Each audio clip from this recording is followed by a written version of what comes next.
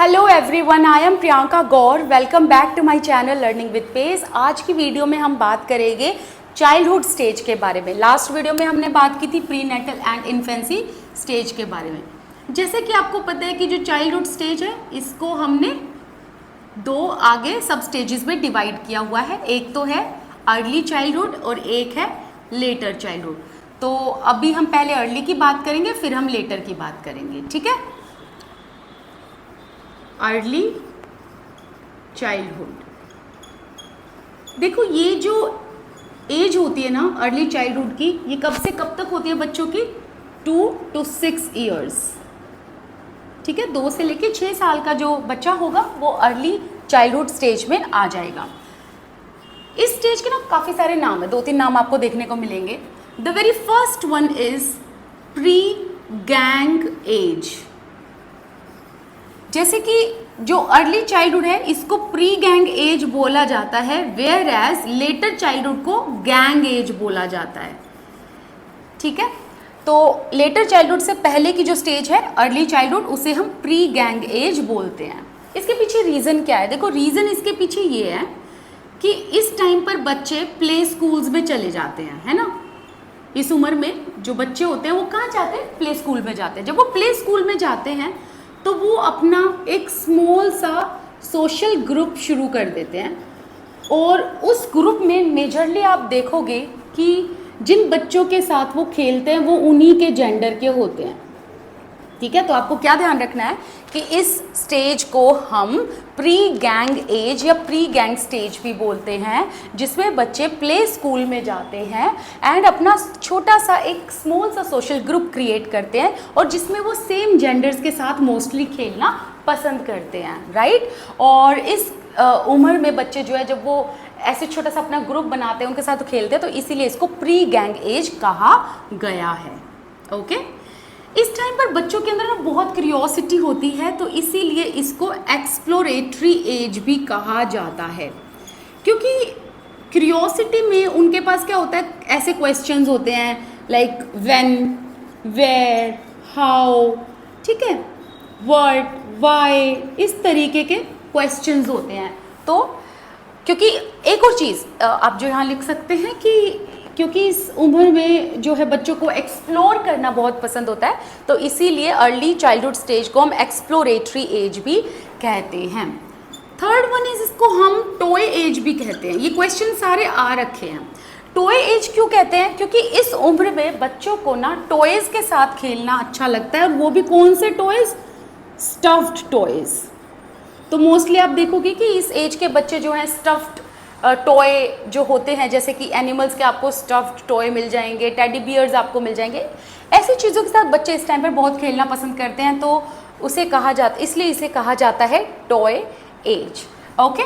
The next one is very important.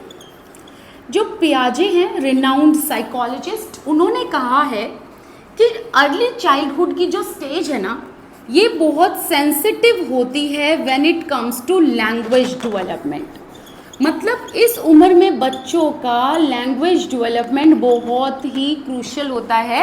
ये बहुत important question, इसको ध्यान इसलिए रखना है क्योंकि बहुत बार आया हुआ है।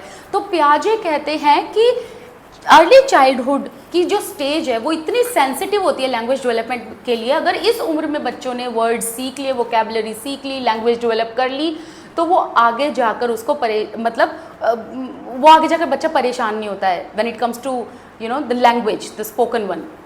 लेकिन अगर इस उम्र में बच्चे को ऐसा एनवायरनमेंट दे दिया गया जहाँ पर उसकी लैंग्वेज डेवलपमेंट नहीं हुई, तो उससे उसको आगे जाकर प्रॉब्लम हो सकती है, जैसे बच्चा स्टटर करना शुरू कर देता है या अदर चीज़ें हो जाती हैं, ठीक है, या कॉन्फिडेंट नहीं होता है वाइल स्पीकिंग। तो इसीलिए कहा गया है कि अर्ली चाइल्डहुड की स्टेज काफ़ी ज़्यादा सेंसिटिव होती है लैंग्वेज डेवलपमेंट के लिए। नेक्स्ट, पियाजे ने ही एक चीज़ बोली है कि इस टाइम पर बच्चों की थिंकिंग सिंबॉलिक होती है, ठीक है। बच्चों की थिंकिंग क्या होती है? सिंबॉलिक होती है। सिंबॉलिक का मतलब क्या होता है कि जब आप एक ऑब्जेक्ट को दूसरे ऑब्जेक्ट के मतलब उस पर रख दें, जैसे कि when you have the capability to put one object for the another is known as symbolic thinking. एक एग्जाम्पल लेते हैं, जैसे कि आपने इस उम्र में मोस्टली आप देखोगे बच्चे जो हैं वो एक खिलौने का किचन सेट लेकर आते हैं, ठीक है। और जब वो किचन सेट लेकर आते हैं तो वो ऐसे बिहेव करते हैं as if they are cooking, okay. जैसे उनकी मदर चाय बनाते हैं वो भी ऐसे ही करेंगे, वो अपने किचन सेट में वो ऐसे करेंगे जैसे कि वो चाय बना रहे हैं। और लिटरली वो इतना करने के बाद फिर ये भी कहते हैं अपने पेरेंट्स को कि देखो मैंने चाय बनाई है, चाय पी लो, ठीक है। कहने का मतलब है कि उसने क्या करा, वो जो टॉय का किचन सेट है उसको एक सिंबॉलिक दे दिया रियल ऑब्जेक्ट के साथ, that is real kitchen, right. या एक और एग्जाम्पल ले लो, बच्चों के पास काफ़ी सारे ब्लॉक्स पड़े हैं, ठीक है। वो उन ब्लॉक से क्या करेगा, ऐसे बिल्डिंग बना देगा, ठीक है। और वो एक टॉय कार लेगा और वैसे घुमा के बिल्डिंग के पास ले आएगा और कहेगा कि देखो मम्मा हम नानी के घर पहुंच गए, देखो मम्मा हम दादी के घर पहुंच गए। तो ये जो बिल्डिंग उसने बनाई है ब्लॉक्स की, उसको वो कौन से ऑब्जेक्ट के साथ रिलेट कर रहा है, नानी या दादी के घर के साथ। और जो ये टॉय कार है इसको रियल ट्रैफिक, मतलब रियल कार के साथ जो है सिंबलाइज कर रहा है। तो इसीलिए इस एज में बच्चे जो है वो सिंबॉलिक थिंकिंग को डेवलप कर लेते हैं। Next one is concrete thinking develop हो जाती है इस टाइम पर बच्चों की। कॉन्क्रीट का मतलब क्या होता है, जिसको वो विजिबल अपनी आंखों के आगे देख पाएं, उसे कॉन्क्रीट थिंकिंग कहते हैं, ठीक है। मूर्त अमूर्त, शायद ये तो बहुत बार आपने वर्ड सुना होगा, और कॉन्क्रीट एब्स्ट्रैक्ट का कॉन्सेप्ट भी आपने सुना होगा। नेक्स्ट है सीक्वेंस। इस उम्र में जो है बच्चे वो एक सीक्वेंस ये सीख जाते हैं कि बिफोर क्या है एंड आफ्टर क्या है, ठीक है। अब जैसे एग्जाम्पल ले लो कि जैसे आपने बच्चे को बोला कि बेटा सोने से पहले आपको ब्रश करना है और ब्रश करने के बाद आपको सोना है, या फिर ये कह लो कि जब आपने ब्रश कर लिया उसके बाद आपको रात को मीठा खाकर नहीं सोना वरना दांत में कीड़े लग जाएंगे। तो कहने का मतलब है कि बिफोर एंड आफ्टर ये सीक्वेंस बच्चा समझ जाता है कि पहले क्या होता है और बाद को क्या कहते हैं, ठीक है। तो ये चीज़ एक तो बहुत ज़्यादा इम्पोर्टेंट थी। एंड इसके अलावा हाँ, एक और चीज़ है जो आपको ध्यान रखनी है, 8th पॉइंट है कि जो बच्चे के इमोशंस होते हैं ना वो बहुत ही सडन होते हैं इस उम्र में ना, डेवलप नहीं हो पाते ना इमोशंस के लेवल पे उतना बच्चे। लेकिन आप एक चीज़ देखोगे कि जो इमोशंस होते हैं ना उनकी इंटेंसिटी भले ही कितनी हाई हो, बट इमोशंस उनके शॉर्ट लिव्ड होते हैं। कहने का मतलब है जब भी उनको अपना, मतलब जैसे अगर गुस्सा आया तो एकदम भर के गुस्सा आएगा। इमोशंस जो उनके होंगे वो हाई इंटेंसिटी के होंगे इस एज में, बट जितने भी इमोशंस होंगे वो शॉर्ट लिव्ड होंगे। शॉर्ट लिव्ड का मतलब थोड़े से टाइम के लिए होंगे। एक एग्जांपल और ले लो, जैसे कि बच्चा अभी टीवी देख रहा है, ठीक है, और दूसरे ही पल किसी बात पे चिढ़ के एकदम से रोने भी लग जाएगा, राइट। या फिर बच्चा रो रहा है बुरी तरीके से और दूसरे ही पल आप देखोगे एकदम से अपने खिलौनों के साथ खेल के मस्ती करने लगेगा। सो यहाँ पर इस उम्र में बच्चों को हम देखते हैं कि इमोशनली जो है वो डेवलप नहीं हो पाते। अर्ली चाइल्डहुड में आपको बस इतना ही करना है। अब हम बात करते हैं लेटर चाइल्डहुड के बारे में। अब हम बात करेंगे लेट चाइल्डहुड के बारे में। तो लेट चाइल्डहुड का जो टाइम पीरियड है मैंने आपको पहले भी बताया हुआ है कि या तो 6 to 11 या 7 to 11 है, लेकिन कई बार यहाँ पर 12 भी लिखा आ जाता है, तो आपको उसमें बिल्कुल भी घबराना नहीं है, ठीक है। अब जो लेट चाइल्डहुड है इसको क्या कहा जाता है, इसको साइकोलॉजिस्ट कहते हैं गैंग एज, क्योंकि इस उम्र में बच्चे का प्रॉपर ऐसे स्कूल जाना हो जाता है, एलिमेंट्री स्कूल में चला जाता है। अच्छा, एलिमेंट्री स्कूल में चला जाता है इसलिए इसको एलिमेंट्री स्टेज भी कहते हैं या एलिमेंट्री एज भी कहते हैं। तो इस टाइम पर बच्चा जो है अपना एक बड़ा सा एक सर्कल बना लेता है। और एक और चीज़ ध्यान रखना कि इस एज में जो बच्चे होते हैं वो जितने भी गैंग एज में उनका जो सर्कल होगा या जितने भी फ्रेंड्स का ग्रुप होगा, तो वो ग्रुप का जो भी रूल एंड रेगुलेशन होगा या जो भी पैक्ट होगा वो उसको फॉलो करेंगे। मतलब इस उम्र में ऐसे होता है कि भाई हमारे ग्रुप में तो ना ये चीज़ होती है तो हमें ये फॉलो करनी ही करनी है, राइट तो इसीलिए इस एज को हम कहते हैं गैंग एज, क्योंकि अच्छा खासा बड़ा सा सर्कल हो जाता है एंड उनके अपने सर्कल में प्रॉपर रूल्स रेगुलेशंस होते हैं, एक पैक्ट बनाकर रखते हैं और उसको वो फेथफुली फॉलो भी करते हैं। और इसके अलावा वो अपने दोस्तों से एक एक्सेप्टेंस भी सीख करते हैं इस एज में। अच्छा, जो साइकोलॉजिस्ट हैं वो इस एज को क्रिएटिव एज भी कहते हैं कि भाई जो साइकोलॉजिस्ट है उनका मानना है कि इस उम्र में बच्चे काफ़ी क्रिएटिव होते हैं, उनके आइडियाज़ बहुत क्रिएटिव होते हैं, आउट ऑफ द बॉक्स जाकर सोचते हैं। इस एज को एलिमेंट्री एज कहा है। एलिमेंट्री एज किसने कहा है? टीचर्स ने। एलिमेंट्री एज क्यों? क्योंकि वो प्रॉपरली स्कूल में जाकर फॉर्मल एजुकेशन लेने लग जाते हैं। साथ ही साथ टीचर्स जो है वो ये भी कहते हैं कि ये एज काफ़ी क्रिटिकल है। वेयर एज जो पेरेंट्स हैं वो कहते हैं कि ये एज बहुत ही ज़्यादा कोरलसम है। कोरलसम का मतलब लड़ाई झगड़े। तो मोस्टली आप देखोगे कि घर में जब दो बच्चों की ज़्यादातर लड़ाइयाँ होंगी, जो सिबलिंग्स हैं उनकी ज़्यादातर जो लड़ाइयाँ होंगी वो इसी एज के दौरान होती हैं, इसी पीरियड के दौरान होती हैं। तो इसीलिए पेरेंट्स जो है वो इस एज को कोरलसम एज भी कहते हैं।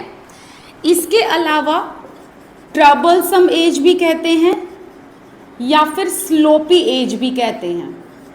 ट्रबलसम एज क्यों कहा जाता है? स्लोपी का मतलब क्या होता है? Careless, irresponsible.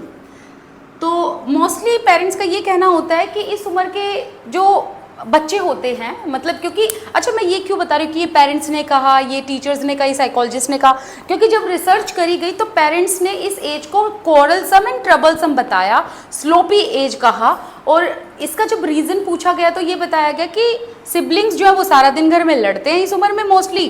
ट्रबलसम और स्लोपी एज इसलिए कहा गया है क्योंकि इस उम्र में बच्चे जो होते हैं वो उनका रूम बहुत मैसी होगा, मतलब अगर कपड़े यहाँ बिखरे हुए हैं तो कपड़े बुरी तरीके से बिखरे रहेंगे, वो उसको उठा के रखेंगे नहीं। तो ऐसा पेरेंट्स का कहना था कि वो टाइडी नहीं रहते हैं, अपने आप को टाइडी रखते हैं और ना ही no tidiness I would say, ठीक है, और ना ही अपना रूम क्लीन रखते हैं। इसी से एक और चीज़ आई कि इस उम्र में बच्चे जो हैं वो क्लीनलीनेस नहीं रखते हैं अपने आसपास। जैसे कि बाहर बारिश होगी तो भाग के छपाक से वो क्या करेंगे? कीचड़ में घुस जाएंगे, या फिर वो कोई गड्ढा सा बना होगा उसमें वो कूदने लगेंगे पानी, क्योंकि उसको पानी के स्प्लैश अच्छे लग रहे हैं, राइट।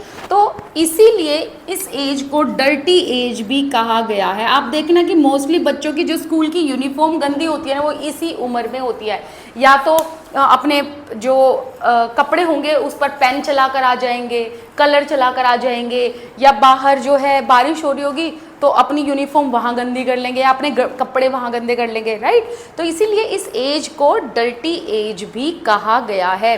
और यहाँ पर मैं ये जो सर्फ वगैरह के जो एड्स आते हैं ना, एडवर्टीजमेंट, आप मोस्टली देखना उसमें बच्चे जितने भी होंगे ना वो इसी एज के लिए हुए रखे होते हैं, क्योंकि उनको भी साइकोलॉजी पढ़ा, जो एडवर्टीजमेंट बनाने वाले होते हैं उनको भी साइकोलॉजी पता होती है कि कितने बच्चों को टारगेट करना है। तो वो इस उम्र के बच्चों को लेकर रखते हैं अपनी एडवर्टीजमेंट्स में, ये दिखाने के लिए कि इस उम्र के बच्चे कितने डर्टी एज वाले होते हैं, मतलब कितना मैसी होते हैं, अपने कपड़े गंदे कर लेते हैं, तो उसके लिए ये लो, ये वाला सर्फ यूज़ करो।